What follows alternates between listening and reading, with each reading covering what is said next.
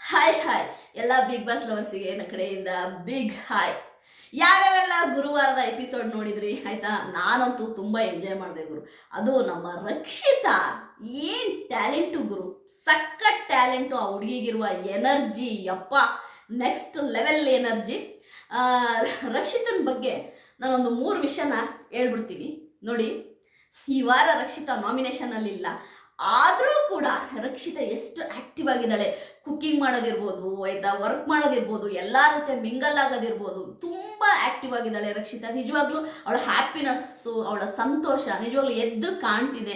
ಅದೇ ರೀತಿ ಗಿಲ್ಲಿ ನಟನ ಜೊತೆ ಮಾತನಾಡೋದಿರ್ಬೋದು, ಎಲ್ಲರೂ ರಘು ಅವ್ರ ಜೊತೆ ಮಾತನಾಡೋದು, ಸ್ಪಂದನ ಜೊತೆ, ಕಾವ್ಯನ ಜೊತೆ, ರಾಶಿಕಾ, ಅಶ್ವಿನಿ ಎಲ್ಲರ ಒಟ್ಟಿಗೆ ಮಾತಾಡ್ಕೊಂಡು ಹ್ಯಾಪಿ ಆಗಿದ್ದಾಳೆ.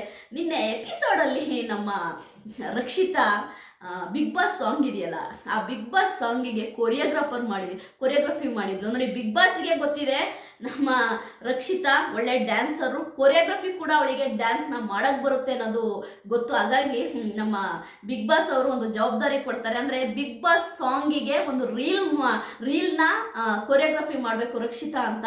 ವಾಶ್ರೂಮಲ್ಲಿ ಹೋಗಿ ರಾಶಿಕನಿಗೆ, ಅದೇ ರೀತಿ ಸ್ಪಂದನನ್ಗೆ, ಕಾವ್ಯನ್ಗೆ, ಅಶ್ವಿನಿ ಅವರಿಗೆ ಹೇಳ್ಕೊಡ್ತಾಳೆ ಡ್ಯಾನ್ಸ್ ಸ್ಟೆಪ್ಪನ್ನ. ತುಂಬ ಕ್ಲಿಯರ್ ಆಗಿ ಕ್ಲೀನ್ ಆಗಿತ್ತು.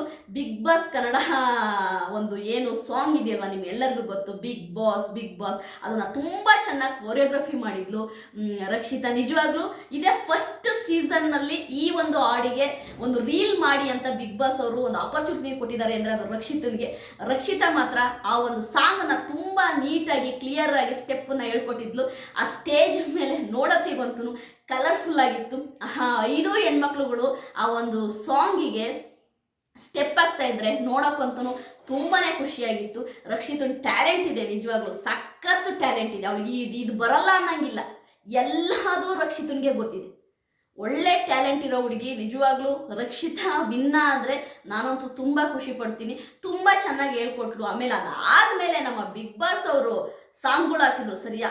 ಆ ಸಾಂಗಿಗೆ ಡ್ಯಾನ್ಸ್ ಮಾಡಿದಿತ್ತಲ್ವ ರಕ್ಷಿತಾ, ಕೆಳಗಡೆ ಸ್ಟೇಜ್ ಕೆಳಗಡೆ ಸಖತ್ ಎನರ್ಜಿ ಗುರು. ಏನು ಎನರ್ಜಿ, ಏನು ಸ್ಟೆಪ್ಪು, ನೆಕ್ಸ್ಟ್ ಲೆವೆಲಲ್ಲಿ ಸಾಂಗ್ಗಳಿಗೆ ಡ್ಯಾನ್ಸ್ ಮಾಡಿದ್ಲು ರಕ್ಷಿತಾ. ಆಮೇಲೆ ರಕ್ಷಿತಾ ನೋಡಿ, ನೀವು ಯೋಚನೆ ಮಾಡಿ, ಅವಳು ಯಾರೊಟ್ಟಿಗೆ ಇರ್ತಾಳೆ ಅವ್ರನ್ನ ಎಷ್ಟು ಕೇರ್ ಮಾಡ್ತಾಳೆ ಗೊತ್ತಾ ರಕ್ಷಿತಾ. ಅದು ಗಿಲ್ಲಿ ಆಗಿರ್ಬೋದು, ರಘು ಸರ್ ಆಗಿ ತುಂಬ ಕೇರ್ ಮಾಡ್ತಾಳೆ. ಅವ್ರಿಗೆ ಊಟ ಇರ್ಬೋದು, ಅವ್ರಿಗೆ ಊಟ ಎಷ್ಟೊತ್ತಲ್ಲಿ ಕೇಳಿದ್ರು ಊಟ ಮಾಡಿ ಕೊಡ್ತಾಳೆ, ಏನು ಬೇಕು ಕೇಳಿದ್ರೆ ಕೊಡ್ತಾಳೆ. ಗಿಲ್ಲಿ ನಟ ಯಾವಾಗ ಆಮ್ಲೆಟ್ ಕೇಳ್ತಾನೆ ಅವಾಗ ಮಾಡಿಕೊಡ್ತಾಳೆ, ಯಾವಾಗ ಊಟಕ್ಕೆ ಹಾಕ್ಕೊಡು ಅಂದರೆ ಊಟಕ್ಕೆ ಹಾಕ್ಕೊಡ್ತಾಳೆ. ಅಂದರೆ ನಿಜವಾಗ್ಲೂ ಕೂಡ ರಕ್ಷಿತಾ ಒಂದು ಗೃಹಿಣಿ ಅಂತಲೇ ಹೇಳ್ಬೋದು. ನೋಡೋಕ್ಕೆ ಚೋಟ್ ಮೆಣಸಿನ್ಕಾಯಿ ಥರ ಇದ್ರೂ ನಮ್ಮ ಟಗರು ಪುಟ್ಟಿ ಒಂದು ಗೃಹಿಣಿ ಥರ ಎಲ್ಲದರಲ್ಲೂ ಇದ್ದಾಳೆ. ಕ್ಲೀನಿಂಗ್, ಕುಕ್ಕಿಂಗ್ ಆಯಿತಾ, ಆ್ಯಕ್ಟಿಂಗ್, ಡ್ಯಾನ್ಸಿಂಗ್, ಇಂಥದ್ದು ಬರಲ್ಲ ಅಂತಿಲ್ಲ, ಎಲ್ಲದರಲ್ಲೂ ಇದ್ದಾಳೆ. ನಮ್ಮ ಟಗರು ಪುಟ್ಟಿ ಇಷ್ಟೊಂದು ಫೇಮಸ್ ಆಗೋಕ್ಕೆ ಕಾರಣ ಏನು ಗೊತ್ತಾ? ಅವಳ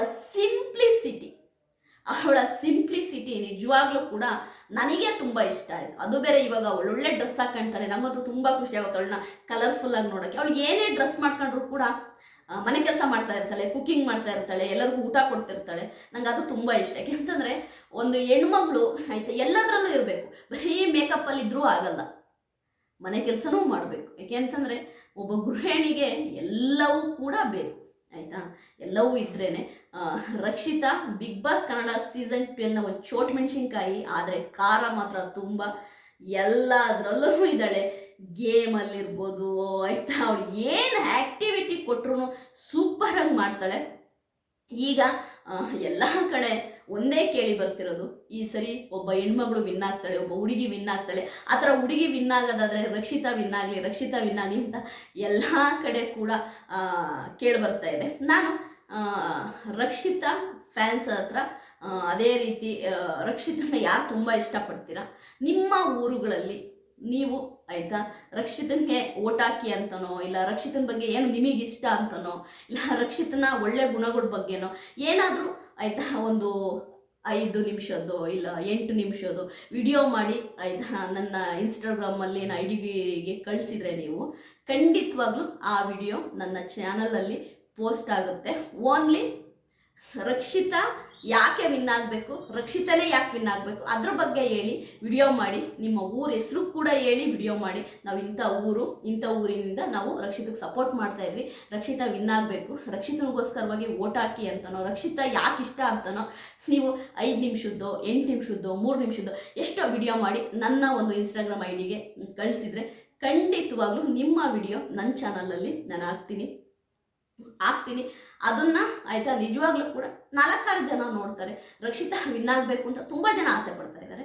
ಅದೇ ರೀತಿ ನಿಮ್ಮ ಯಾವ ಊರು ಬೇಕಾದರೂ ಆಗಿರ್ಬೋದು, ನೀವು ಯಾರು ಬೇಕಾದರೂ ಆಗಿರ್ಬೋದು, ನನ್ನ ಇನ್ಸ್ಟಾಗ್ರಾಮ್ ಐ ಡಿ ಕಳಿಸಿದರೆ ಖಂಡಿತವಾಗ್ಲೂ ನನ್ನ ಚಾನಲಲ್ಲಿ ನಾನು ಹಾಕ್ತೀನಿ.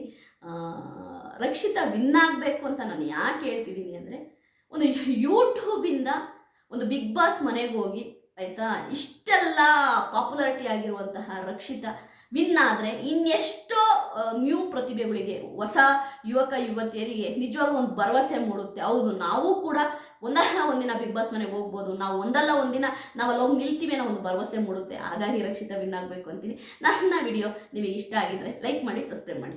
ಬಾಯ್.